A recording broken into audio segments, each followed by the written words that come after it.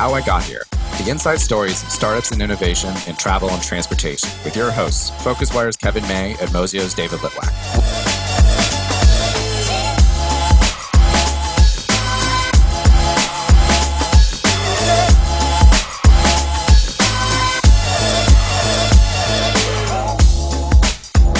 Hello there, welcome to another episode of How I Got Here. This is Mozio Group and PhocusWire's weekly podcasts where we get the inside stories on travel and transportation. We have done over a dozen of these now, so regular listeners will know the format. And we're looking forward to this week's guest, who is none other than Fritz Demopoulos. Some people don't need an intro. We recently interviewed Steve Kauffer, who definitely didn't do.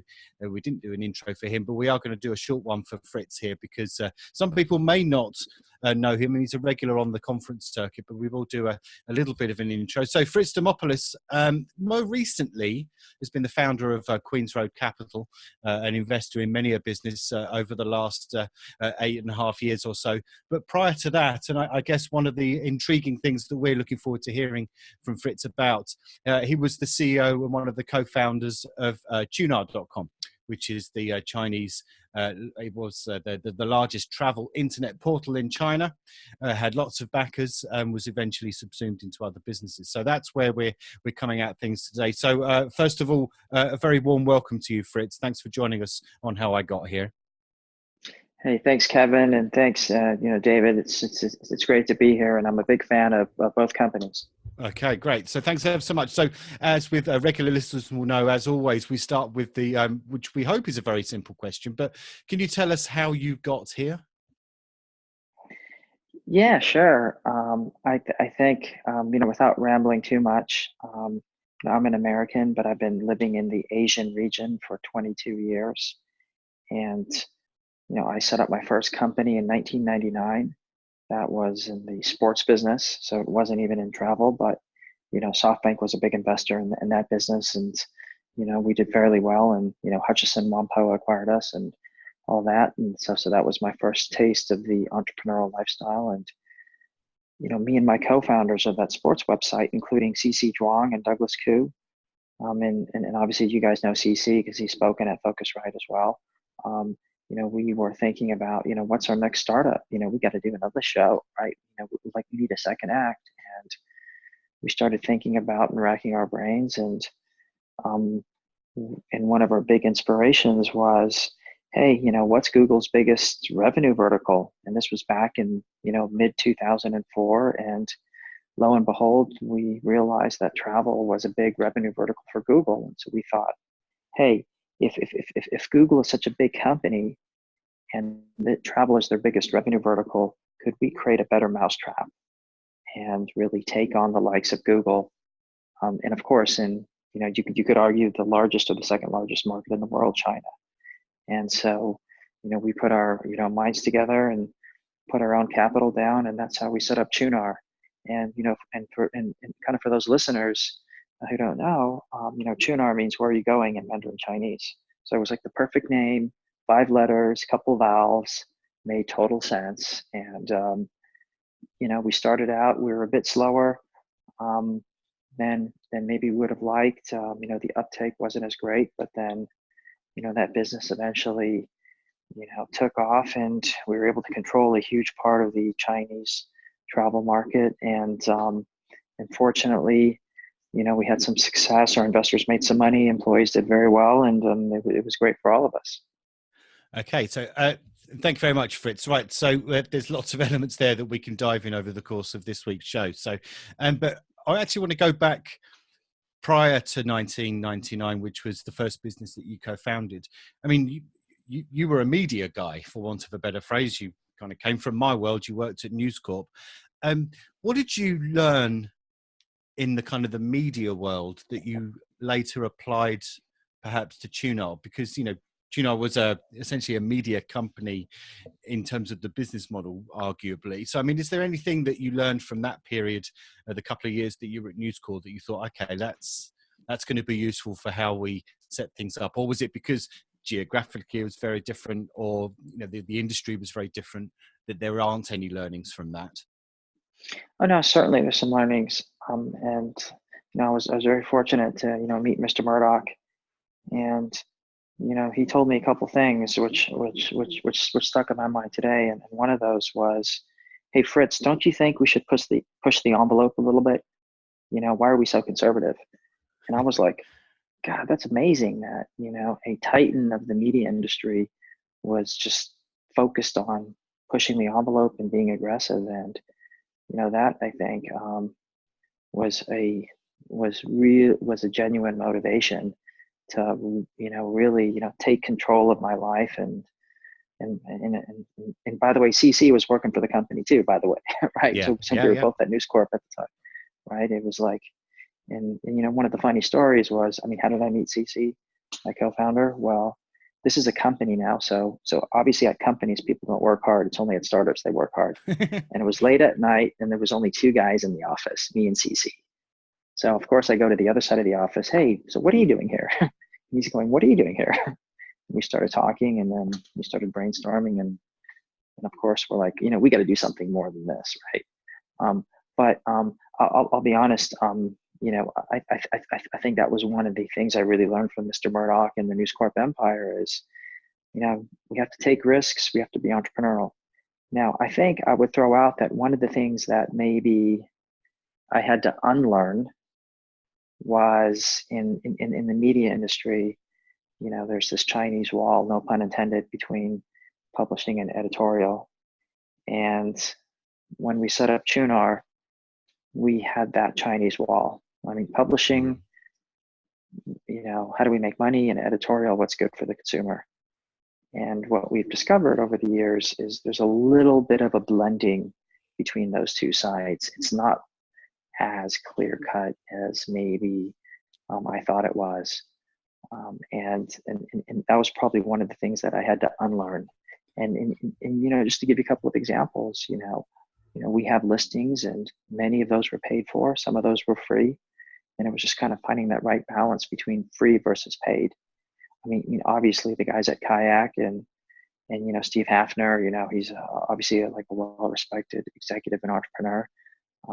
His view at the time, and of course he communicated that to us, was, everything's paid for. That's our whole view. Everything is publishing.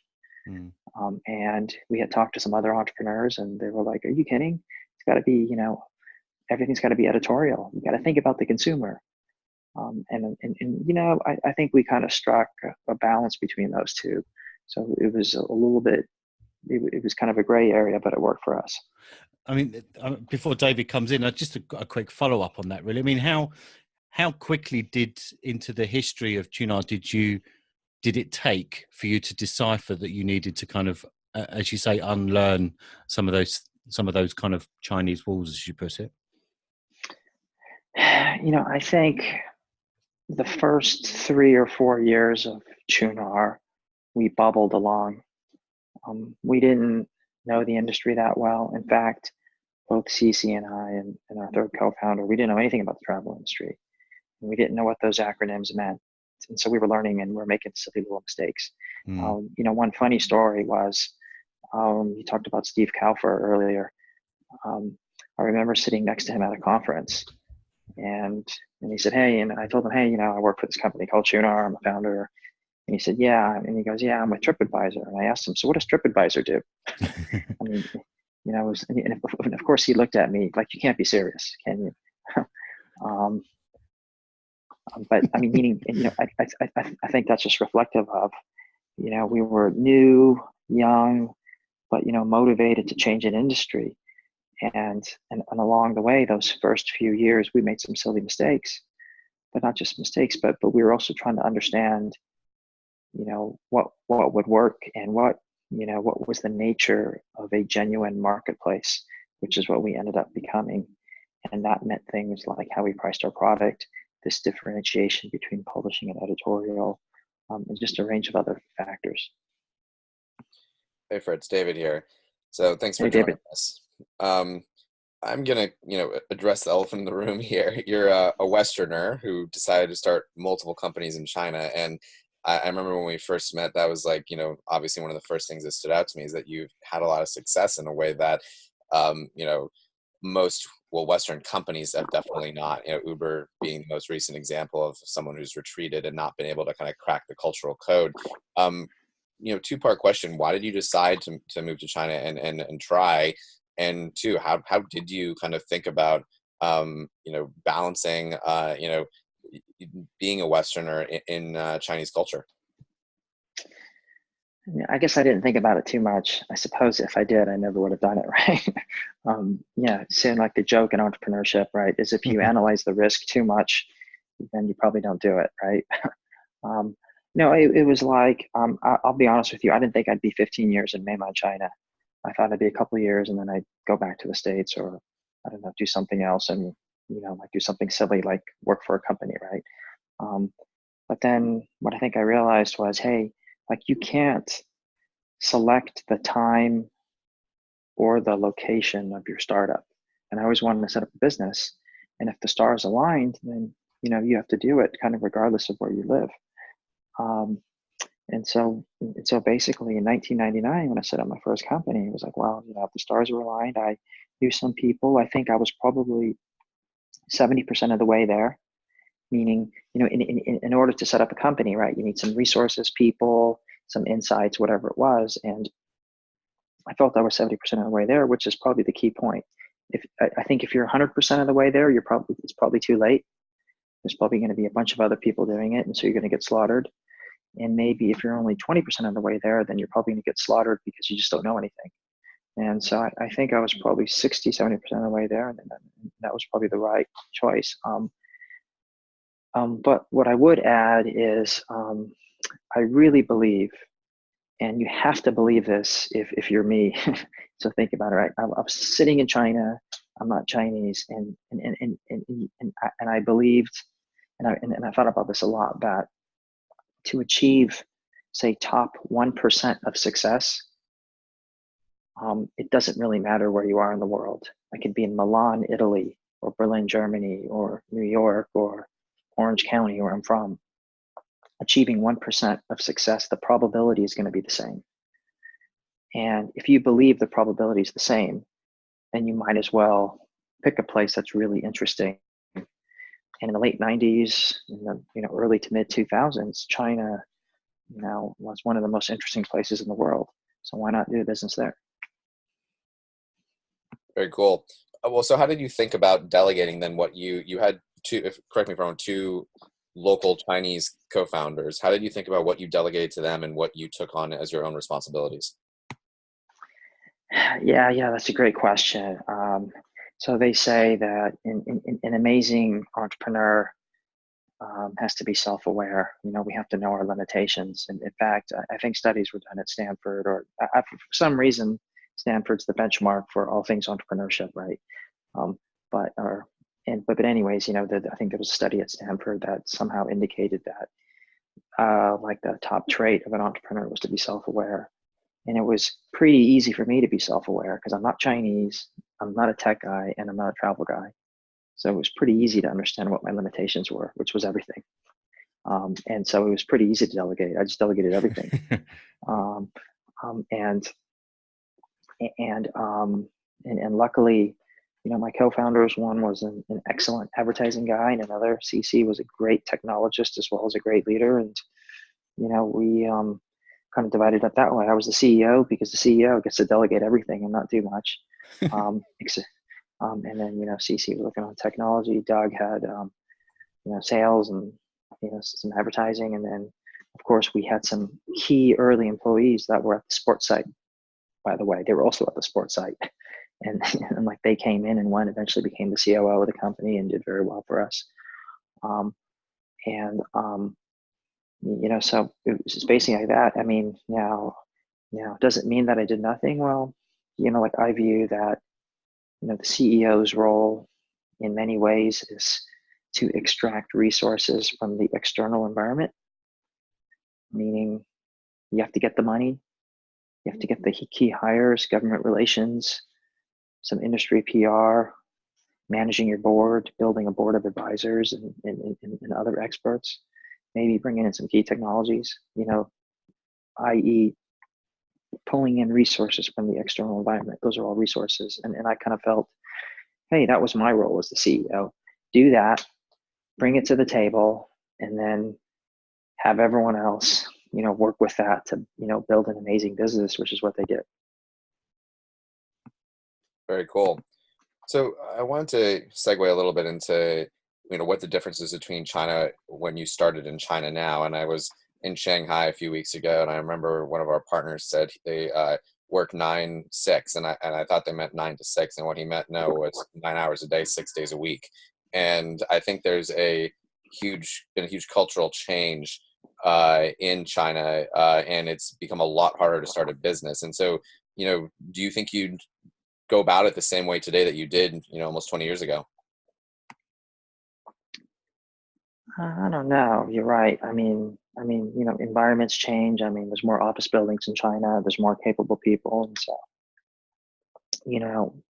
we have to adapt, and our angle might be different, and what we contribute might be different. Like it used to be. I mean, I wouldn't say it was easy, but like Woody Allen said, right? 80% of success is showing up, and I think in the 90s it was probably that way. Look, I'm Woody Allen. Look at me, right?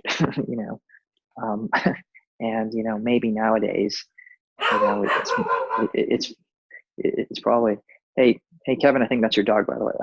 Now I think it's maybe 40% of success is showing up, and 60% is hard work and being smart and all that. But yeah, I mean, yeah, sure, things have changed. It's more competitive. So yeah, I would probably have to do things differently. I mean, and keep in mind, that 996 thing, it's true. People work hard. I don't know if they work efficiently, but they certainly work hard. And my friends who have managed teams in China and San Diego and Silicon Valley and New York have said, yes, it's true. Maybe we don't have the 996 culture in the United States, but there are some, other redeeming factors. Like people tend to be a little bit more efficient, maybe a little bit more rules based. And China is a relationship based society, whereas the United States is a rules based society. Usually rules based systems can scale a little bit better. They can handle complexity a little bit better. Whereas a relationship based model, sometimes it breaks down when things get more, complicated. Although a relationship based model is exceptional when things are highly dynamic. And so maybe, the 996 is because like people are all focused on all this relationship stuff. And what I would add is, I mean, as we all know, and obviously David, you've run businesses, and like I know you have another startup in New York right now, and it's, I mean, every entrepreneur works a lot, but I think the reason why it's such an exhilarating experience, at least if you're the business owner, is the wide variety of things we do. Right? You're talking to a publicist, a journalist, you're hiring someone, you're dealing with your team. Like we're rarely just in the office, right? We're doing all this other stuff, which is like so many interesting touch points. And if you happen to be a social animal, it's just amazing, right? That variety. Absolutely. And so like it doesn't seem like work at all to me. Tell us, Fritz, when you created the company, how were you received, given that the concept was fairly new? How were you received within the wider travel community there in China? Yeah, well, it's was it warmly? there's three. No, it wasn't. I mean, it was more like people thought I wasn't very smart, right? So and I have to admit, I think it's also, I think it's a similar experience you get in the States, but you get people make 3 comments to you every time you take a risk in life, whether it's starting a business in travel or whatever. So the first thing people tell you is, Fritz, you're a nice guy. That's the first thing they tell you. You're a nice guy. Now, what they really mean is, I don't think you're capable. That's what they say, right? So basically, so like you tell your friends and family, I want to take a risk. I can't wait. And like your uncle or your cousin says, well, Fritz, you're a nice guy. You know that, but I don't think you're capable. Which is what they really mean. And then you go along a bit and you ignore that stupid comment and you start, doing your business. And then they tell you the second comment, which is, that's a really interesting idea you have. So they concede you're capable, but they think your idea is interesting. And obviously, when someone says something's interesting, what they really mean is that's a stupid idea.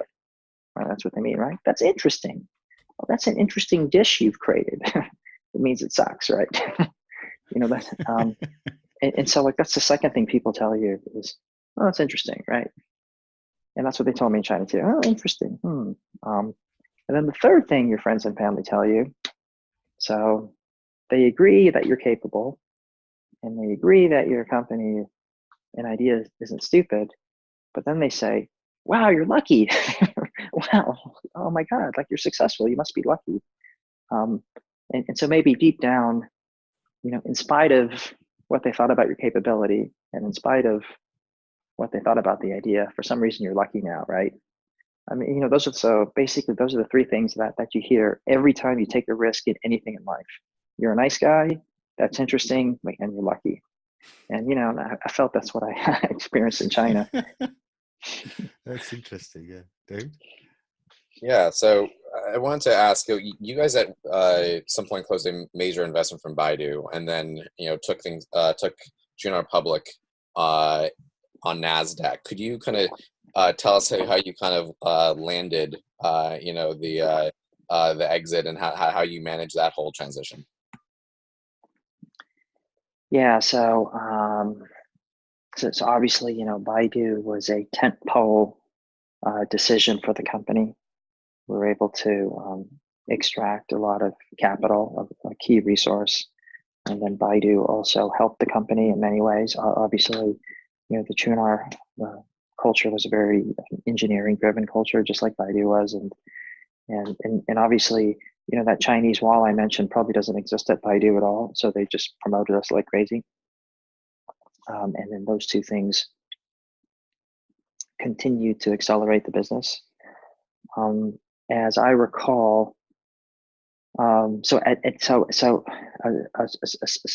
time, my co-founder, CC, he, became the CEO about a year and a half before we went public, and I think at that time, we weren't expecting to go public. We thought it would be 4 or 5 years, but it was just really quick because the markets favored money losing Chinese companies for some reason. And so we had to be very opportunistic and luckily even after the IPO, our story resonated with the markets. And so it was a great opportunity. I mean, at that time we were, what was it? I guess we were 8 years old. So,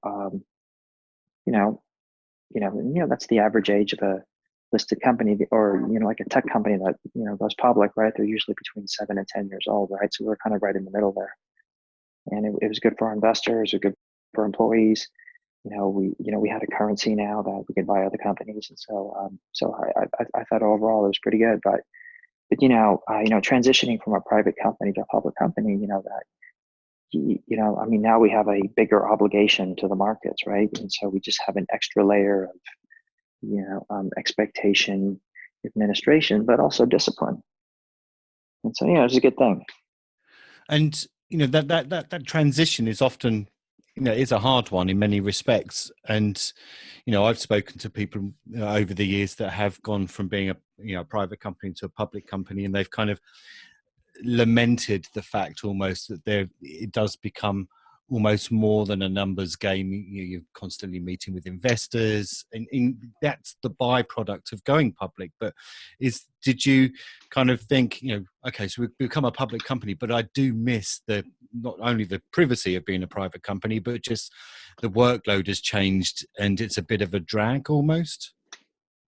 Yeah, that's right. I mean, I wouldn't say that we experienced that entirely, but obviously, a private company, like, you don't have that extra layer of administration, right? I guess you could say.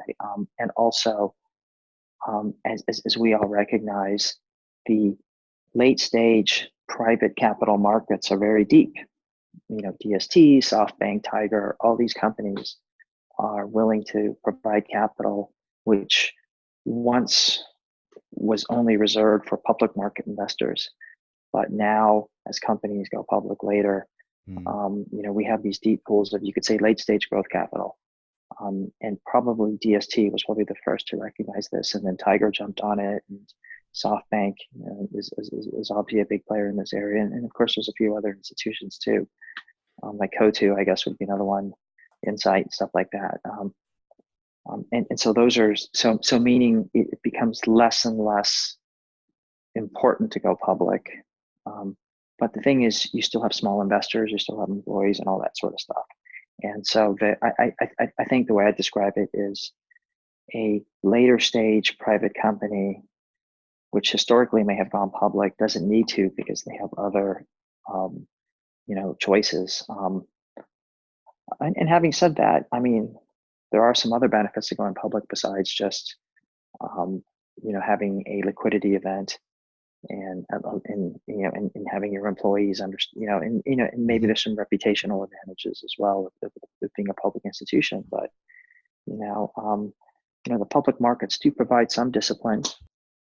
Like you have to sell your story, and it isn't just smoke and mirrors. I mean, yes, it's true that there are some retail investors in the market who you could argue maybe aren't as sophisticated, but most players in the market are actually large institutions, and these are full-time people. They read the reports, they go to Focuswire, they read PhocusWire, they hang out with David in the lobby of the kind of the hotel to try to get his secret insights on what's going on, and you have to kind of like sell it to them. And so I think that discipline isn't bad. Some people like Jack Ma and Zuckerberg and say, well, we need dual class shares, because public markets and public market investors are short-term oriented, right? You hear that a lot, right? Like the markets are too short-term oriented, and therefore we're living quarter to quarter, right? But what I think is funny is those same companies say that the markets are short-term oriented, but they have a high multiple, right? And meaning they're happy to take a high multiple from from public market investors, which by definition implies that they think that the returns of the company are far away. So if a company has a low multiple, it's actually implicit in that low multiple that most of the value is going to be realized in the short term. And if you have a high multiple, it means the value is going to be realized in the long term. And so by definition, having a high multiple, all these investors are already saying, hey, I think Alibaba or Facebook or all these companies, their value is going to be created many, many years out. And so therefore I'm giving you credit for that. And so they want to have their cake and eat it too, basically, is what I'm saying. Do you think, Fritz, that there were any mistakes made along the way with Qunar? I mean, every startup makes mistakes, but are there any kind of massive strategic ones that you kind of almost kick yourself over now? Yeah, I think there was a couple things. We probably did. There was, I think, some people we hired that we should have gotten rid of sooner rather than later. Mm-hmm. And either they couldn't grow with the organization, or maybe it was the wrong decision in the first place. And although some of those people are amazing and super capable within our structure, maybe they weren't as amazing capable, and maybe we should have made a decision earlier rather than later, or at least allow them to have a graceful exit.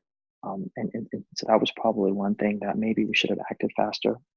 Mm-hmm. I think secondly, in the early days, we thought human resources, we're just going to stick it under finance, meaning our CFO runs HR, and we never had an appreciation for, you could say, strategic human resources and how important that was. In fact, maybe the most important function in the company.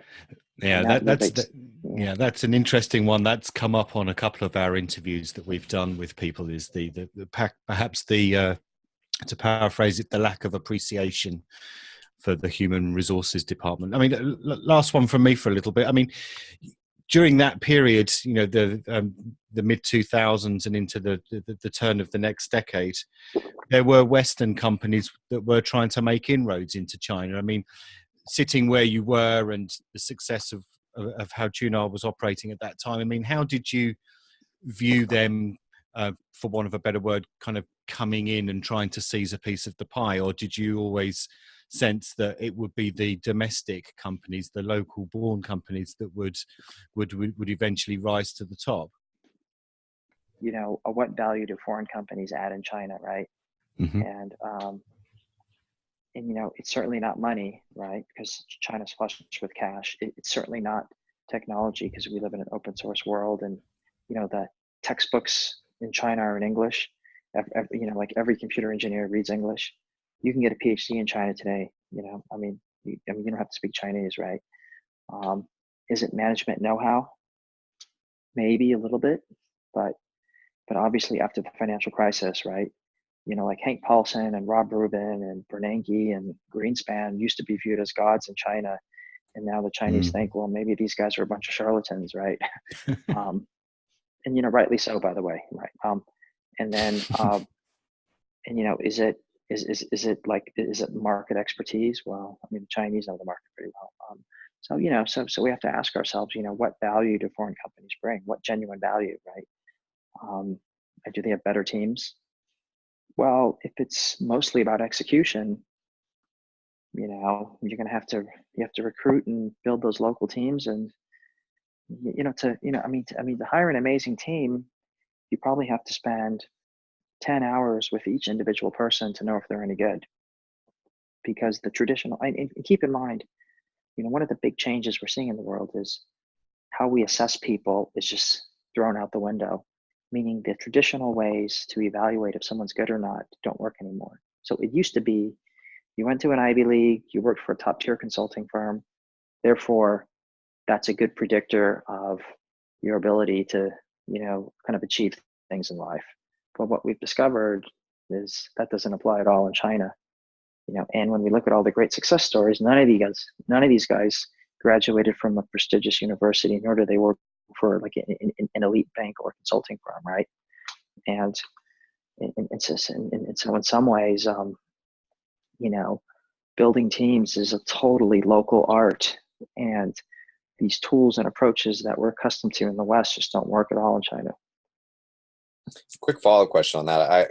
So I mean, how did you evaluate that? Because I feel like there's always this need to quit out, and like I spent, you know, many years in Silicon Valley. What I always thought was funny was the everyone would poo-poo those Ivy Leagues, and then they would all go apply to Y Combinator and didn't realize they just basically, you know, exchanged one validation for another. And like, you know, is there another way you evaluated and hired? Yeah, you know, partly is like we need to spend time with people, and so people on the ground, if you're born in China and you grew up in China, went to college in China, you know, you're probably around a few hundred people that you've spent at least 20 hours with, right? So you have a pretty good sense. So you probably know 20 people who are amazing, right? Just through that process, right? And I think in China, there are more practical, you could say, ways to assess people. One is, you know, super angel endorsements, maybe. You know, there's very accomplished, you know, investors and who are local, like Lei Jun from Xiaomi, right? And like if he invests in your company or knows you, in some ways he endorses your capability. I think it's a very practical way versus an institutional way. So I think that's another way. And just sometimes luckily in China, so things have changed a bit in China, but it used to be you can just hire people and get rid of them quickly. And so sometimes there's just like A/B testing people too. I mean, that was another way, I suppose. And just a really rapid fire way of kind of doing that. I think those are some very practical ways that, we were able to achieve it in China. Interesting. So we're running out of time here, so I want to quickly move to ask how you guys ended up as part of Seatrip. Yeah, so Baidu, so they were a large shareholder, and then they continued to buy shares, and so they were like the most prominent shareholder in the company even after we had gone public, and then in parallel we had a nice big fat price war with Seatrip, because luckily for us, the public markets kind of award you to burn money to, I guess, gain market share. And obviously we were very disciplined about it. I mean, Adam Neumann should have started work in China, apparently. Sorry. Yeah. Well, I mean, I'll be honest, I mean, we had 200 million app downloads, people engage in the app. And so, I mean, the marketing worked in some ways, right? But it meant there was a short-term cost, kind of with it, with the expectation of, long-term profitability. And I think you can make this argument that there became a realization across the board that maybe some consolidation made sense, and it didn't start with us. So Didi merged with Kuaidi.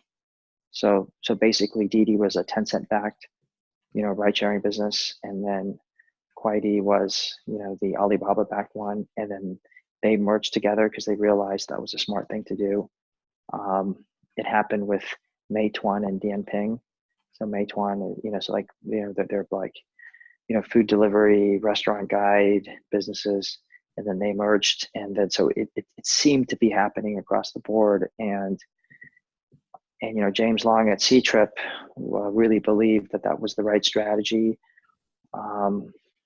and he convinced Baidu to go along with it, basically.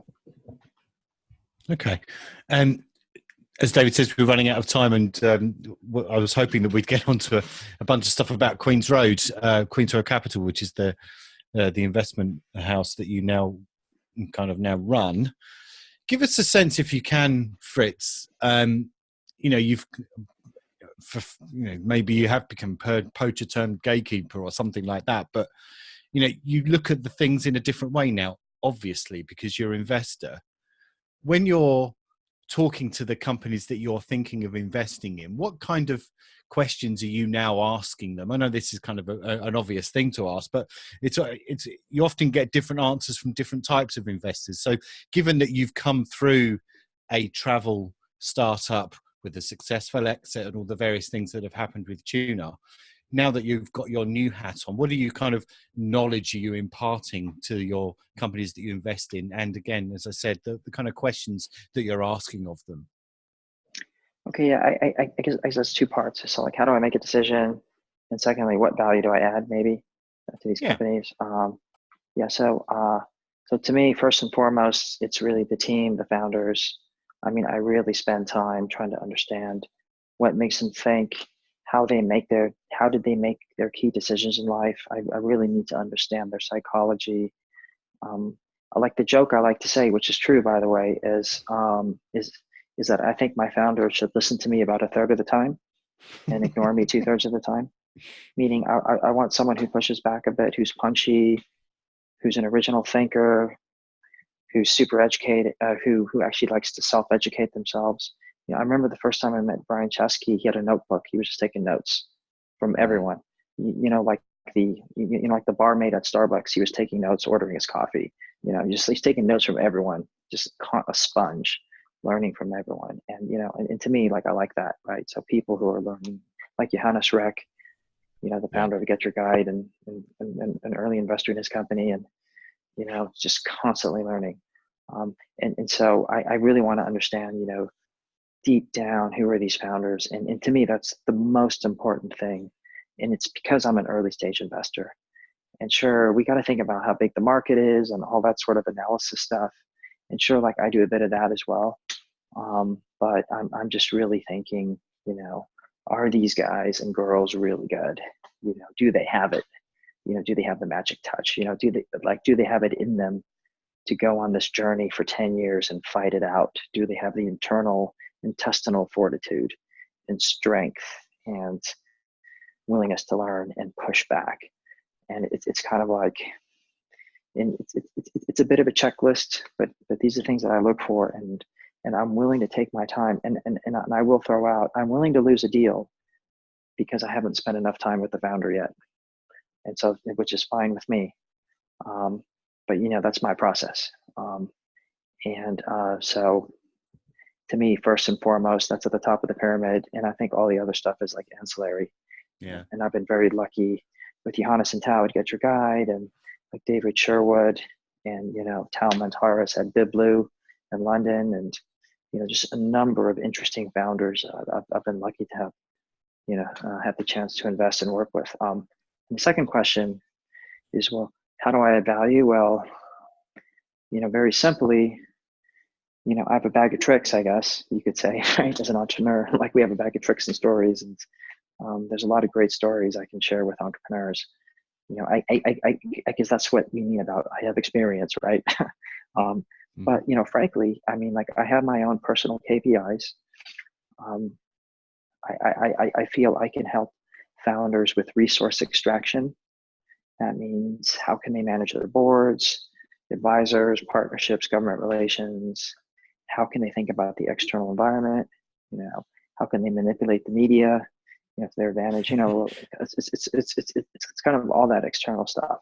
And then secondly, I come from a very, you could say, financial driven background. And so it's, so one of the other things that I can impart on founders is how can we think about, our KPI systems and OKR systems, and, kind of that discipline that's needed at certain stages in a company, not too much early on, but then as we grow, we have to kind of build up and add those pieces of discipline. So it's kind of a bit art and science. And so like it's the one thing that I think I can share with founders, and I think thirdly, and this is a bit, I guess it's a bit, I don't know if it's causation versus correlation, but I feel by building up influence with founders, I'm able to nudge them sometimes, not all the time, but help them think outside the box. Yeah. And how can Alibaba eat your lunch? How can Google hurt you? Or how can Google help you? In ways that your competitors haven't figured out yet. And I'm always thinking about, I feel like, I mean, these founders, they're running the business every single day. They're super smart because I've spent time with them, right? And so I wouldn't invest if I didn't think they're smart. They're capable, they're focused. And so sometimes the things I can do as well, I can help brainstorm, think outside the box a bit, and really be that mentor, and that trusted advisor, to help them get over the finish line. Mm-hmm. Okay. Very cool. So I wanted to have one of our last questions be a little bit more of a macro question here. So, I think there's a bit of a debate about will China overtake America, and you at one point mentioned the differences between relationship-based and rule-based society. And I think one train of thought is that demographics are destiny, and China has 3 times as many people. It's only a matter of time. But another is with the Hong Kong protests and a society that censors and restricts free expression. Can you inevitably compete for international talent and the most innovative people that are going to drive a future economy? And I feel like you have a very unique standpoint here, being kind of in the innovation economy and straddling both worlds. What is your opinion? And I would love to hear your thoughts. Yeah, I mean, I think broadly speaking, rules-based systems, which started with the ancient Greeks, and then the Magna Carta came along, and all this sort of stuff, right? And Thomas Paine and John Locke and whatever, right? I mean, like all that stuff coupled together. That's a very deep Western tradition, and that seems to scale. It seems to handle complexity, which is why we have an amazing financial markets in the West, right? Because the allocation of capital is one of the most complicated things you can do. And like all that seems to work quite well. And so I think, I would say, I think that's going to be one of China's challenges. Can they scale their society and their economic system if it continues to be relationship based? Will China overtake the United States? I don't know what that means, but I think on a nominal level, they've probably overtaken the United States already in terms of, GDP probably. GDP per capita, well, that's a totally different animal, right? That's going to take a long time. Is it technical superiority? That's what this whole trade war is about, right? It's about technology. I'm not sure it's about soybeans and selling trinkets in Walmart, right? I think it's all about technology and Huawei and ZTE and and maybe 20 other AI companies. There is I think some academic research would suggest that in some of the key areas of deep tech, including AI, but I suppose other areas, Chinese researchers publish a majority of the papers already, tons of startups, and so maybe you can argue they're in some ways slightly ahead already. Other researchers and academics point out that a lot of that leadership is in, you could say, applications as opposed to theory and basic research. So I think the jury's out, but at the end of the day, there is some leadership in China already. And I would throw out that I think China has at least 20 nuclear power plants in the queue. What I mean is the government has approved the production of at least, or the manufacture of at least 20 power plants in China, like nuclear power plants. High-speed rail, it's 20,000 kilometers of track have been laid already. These two key strategic industries are all, built by Chinese supply chain and Chinese engineers. And maybe the first one isn't any good, but like you go down a learning curve, and the fifth one's going to be world beating. And I can't imagine Westinghouse and GE, by building one nuclear power plant a year, is ever going to be able to, compete long term. And so some of the key strategic industries, I think, China probably is going to surpass the United States very soon, if not already. And like high-speed rail is another one. Airplanes, I think that's still kind of in the United States and Europe, I suppose. But but the Chinese want to build their own jet planes too, right? I mean, they're not stupid, right? And they want to build their own, microprocessors and supercomputers and all that sort of stuff, right? So, and so there's a lot of ambition. So they say, Evan Osnos wrote a great book called Age of Ambition, and we're in an age where, China has a lot of ambition, and so on a macro level, I mean, it's probably going to mean that 996 has to apply to people in the States too, in spite of what Elizabeth Warren wants all of us to do, and Bernie Sanders. It's probably going to have to be, the other way, right? We're going to all have to work a bit harder and save a bit more, and I think to compete. And so a nice segue into a final question, really, and a very brief one if you can, Fritz. I mean, you talked about ambition there. What is your ambition from now? I mean, you've done the startup, you're in an investment house. What's your own kind of personal ambition? On one hand, I definitely want to leave the world a better place for my kids. Mm-hmm. So it's super important to me. I do have a foundation, and we're involved in all sorts of interesting activities to, help society in various ways. And, I'm focused a lot on math and science. It seems to be a big area. And so we offer a lot of interesting scholarships for that. And so we want to continue to do that. So it's my ambition is, hey, like I'm a global citizen. I think Noam Chomsky said, in fact, I heard this today, actually, on some other podcast, sorry. Like he said something like you have to create your legacy, right? It isn't handed to you. Like you have to create it, right? And so it really affected me. It's a great quote, right? So we have to create it, right? And it isn't just about making money, it's making a contribution and hopefully with entrepreneurial and creative skills, we can have some network effects by doing that. And so I'm excited about, doing that. And I would love to continue to work with entrepreneurs.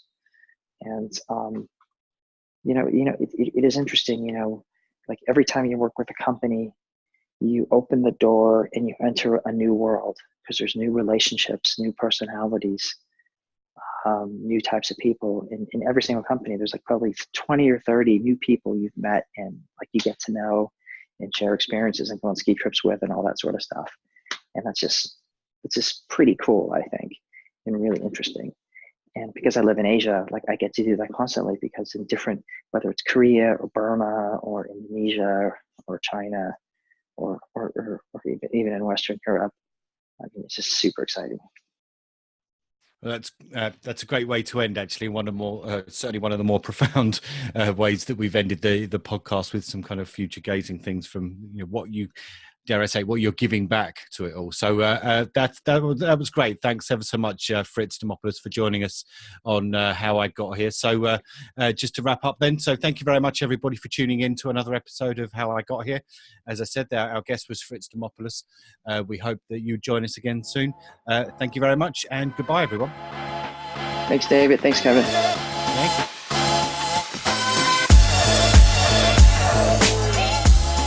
Thanks for listening to the How I Got Here podcast.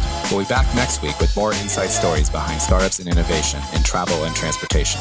Check mozio.com/move for a complete write-up of the highlights of every podcast with translations into 5 languages, and get your daily dose of news on the digital travel economy by subscribing to the newsletter at PhocusWire.com. See you next week.